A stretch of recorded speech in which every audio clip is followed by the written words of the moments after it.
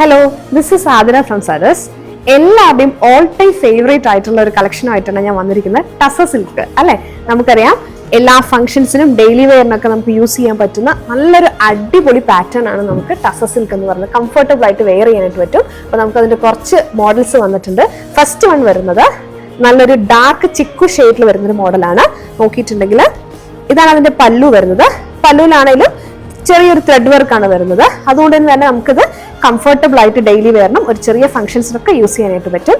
നമുക്ക് അടുത്ത colour range എന്ന് പറയുന്നത് നല്ല ഡാർക്ക് പിങ്ക് ഷെയ്ഡിലാണ് വരുന്നത്.